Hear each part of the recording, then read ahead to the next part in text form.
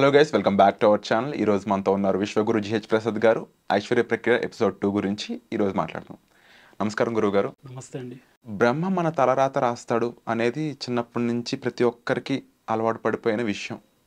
నిజానికి మన సంస్కృతి సంప్రదాయాలు కానీ లేకపోతే మన ఆచారాలు కానీ మన నమ్మకాల్లో అది చాలా స్ట్రాంగ్ బిలీఫ్ అన్నమాట. మన పుట్టుక మొదలయ్యేది అక్కడి నుంచి అని. కాబట్టి బ్రహ్మ మన తలరాత ఆల్రెడీ రాసేసినప్పుడు ఇంక మనం కష్టపడడం ఎందుకు అనేది నా ప్రశ్న.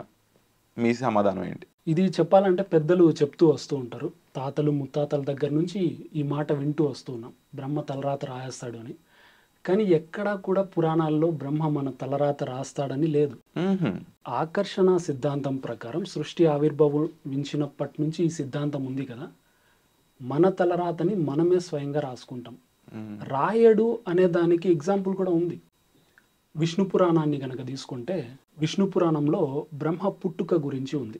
ఎలా పుట్టాడని ఉందంటే, విష్ణు యొక్క నాభి నుంచి ఒక కమలం అనేది ఉద్భవించింది, ఆ కమలం నుంచి బ్రహ్మ ఆవిర్భవించాడని చెప్పి స్పష్టంగా ఉంది. బ్రహ్మకి కూడా సాధారణమైన మనుషుల్లాగా 100 సంవత్సరాలు ఉంటాయంట. విష్ణు పురాణంలో ఉంది, స్పష్టంగా ఉంది. మనం పురాణాలు కాదని ఎన్ని మాటలు మాట్లాడుకున్నా అవన్నీ వ్యర్థమే. ఎందుకంటే మూలాలు అక్కడి నుంచినే ఉన్నాయి కదా. అవును. కాబట్టి ఇప్పుడు ఆ 100 సంవత్సరాలు ఏ విధంగా ఉన్నాయి అంటే, మనకి యుగాలు 4 ఉంటాయి. కలియుగం, ద్వాపర యుగం, త్రేతాయుగం, కృతయుగం. దీన్నే సత్యయుగం అంటారు. ఇప్పుడు ఈ కలియుగాన్ని ఎన్ని సంవత్సరాలను ఒకసారి చూస్తే విష్ణు పురాణంలో ఉన్నది ఏంటంటే 4,32,000 సంవత్సరాలు. దీనికి ముందు జరిగిపోయిన ద్వాపర యుగం 8,64,000 సంవత్సరాలు. దానికి ముందు శ్రీరాముడు ఉన్నటువంటి త్రేతాయుగం అది 12,96,000 సంవత్సరాలు. దానికి ముందు జరిగినటువంటి సత్యయుగం 17,28,000 సంవత్సరాలు. వీటన్నింటినీ కలిపితే ఒక మహా దివ్య యుగం అంటారు. ఇలాంటి 71 దివ్య యుగాలని ఒక మన్వంతరం అంటారు. ఇలాంటి 14 మన్వంతరాలని ఒక కల్పం అంటారు. ఇలాంటి 2 కల్పాలు బ్రహ్మకి ఒక రోజు అవుతుంది. ఓకే. అంటే ఇన్ని కోట్ల సంవత్సరాల్లో మనిషి జీవితకాలం ఎంత ఉంటుంది? ఇప్పుడు యావరేజ్గా తీసుకుంటే 70 సంవత్సరాలు. అవును. ఇంచుమించు 70 లేదా 80 సంవత్సరాలు. అవును. 80 సంవత్సరాల్లో బ్రహ్మకి ఎంత టైం దొరుకుతుంది రాయడానికి?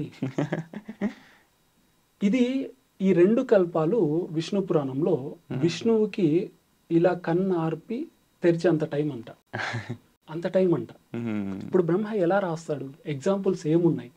పోనీ విశ్వంలో ఇంకొక పరీక్ష ఉంది. అదేంటంటే, ఈ సృష్టి మొత్తంలో అందరికంటే వేగంగా రాయగలిగే వాళ్ళు ఎవరు అని పురాణాలు ఏం చెప్తున్నాయంటే, వేదవ్యాసుడు ఒకసారి పడుకొని ఉంటాడు.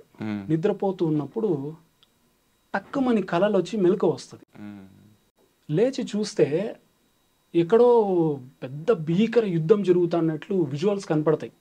ఇవి ఎక్కడి నుంచి వచ్చాయని మళ్ళీ మనోనేత్రంతో ఒకసారి దర్శించినప్పుడు ఏమవుతుందంటే, కౌరవులు పాండవులు భీకర యుద్ధం చేస్తున్నారు, అది కురుక్షేత్రంలో జరుగుతోందని స్పష్టంగా తెలుస్తుంది. దీన్ని ముందుగా మనం రాస్తే బాగుంటుందని చెప్పి రాయడానికి సిద్ధమవుతాడు. సిద్ధమైనప్పుడు ఎవరు వేగంగా రాయగలరని అన్వేషించినప్పుడు వినాయకుడు కనపడతాడు.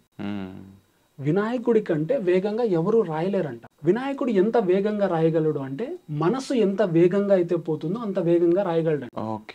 ఇప్పుడు ఒక మనిషి మనసు ఎంత వేగంగా పోగలదు? 80 సంవత్సరాలు వేసుకోండి యావరేజ్గా, ఒక రోజే తీసుకోండి. ఒక రోజులో మనిషికి వచ్చే ఆలోచనలు ఎన్ని అంటే 60,000 నుంచి 70,000 ఆలోచనలు. ఓకే, ఒక యావరేజ్గా 70,000 పేజీలు రాయగలం అనుకోండి వినాయకుడితో పాటు మనం రాస్తే. బ్రహ్మ ఎంతమంది జీవితాలను రాయగలుగుతాడు? 850 కోట్ల మంది జనాలు ఉన్నారు. 850 కోట్ల మందికి ఎన్ని పేజీలు పడతాయి? రాస్తే దేని మీద రాస్తాడు? ఇప్పుడు దీన్ని ఎలా తీసుకోమంటారు? ఎలా తీసుకోవాలి? బ్రహ్మ అనే వాళ్ళు రాయరు. ఎవరి తలరాతని వాళ్ళే స్వయంగా రాసుకుంటూ ఉన్నారు. ఇప్పుడు బాగా చెప్పాలంటే, మేము మా ఫస్ట్ క్లాస్ ఇక్కడ హైటెక్ సిటీలో పెట్టున్నాను. సెకండ్ క్లాస్ అమీర్పేటలో పెట్టున్నాను. దానికి 2 years గ్యాప్ ఉంది. ఆ క్లాస్లో ప్రతి ఒక్క మనిషిని కూడా గొప్పవాడిలాగా వాళ్ళు ఫీల్ అయ్యే విధంగా చేద్దామని చెప్పి బౌన్సర్స్ని పిలిపించాను. అంటే ఏదో నాకు వెనకాల ఉండాలని కాదు. ఇప్పుడు ఒక సామాన్యమైన మనిషి ఎప్పుడూ ఇంకొకరినే హీరోలాగా ఫీల్ అవుతూ ఉంటాడు. అవును. అతన్ని ఎందుకు అతను ఫీల్ కాలేకపోతున్నాడు అని చెప్పి, అతను కూడా ఫీల్ అవ్వాలి హీరోలాగా అని చెప్పి వెనకాల బౌన్సర్స్ నిలబడితే ఆయన్ని కాలు మీద కాలేసుకొని కూర్చోమని చెప్పి ఫోటోలు తీయించాం. వాళ్ళకి పంపించాం, ఒక గిఫ్ట్గా పెట్టుకుంటారని చెప్పి. ఇప్పుడు ఆ ఫోటోని చూసినప్పుడు అంతా వాళ్ళకి ఎలాంటి ఫీలింగ్స్ వస్తాయి చెప్పండి ఒకసారి. నేను అక్కడ ఉన్నాను, నా వెనకాల చూడండి బౌన్సర్స్ అని, ఆ ఫీలింగ్ రావాలి. ఇలా వచ్చినప్పుడు ఈ కోరికల నుంచి కొత్త కొత్త కోరికలు అనేవి ఆవిర్భవిస్తాయి.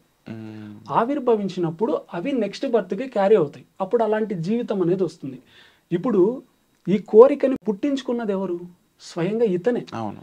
ఈ కోరికని ముందు బ్రహ్మ రాయలేదు, ఇతనే నేను కూడా ఇలా హీరోలాగా ఉండొచ్చు కదా అన్నటువంటి ఆలోచన ద్వారా అలాంటి లైఫ్ పొందుతున్నాడు.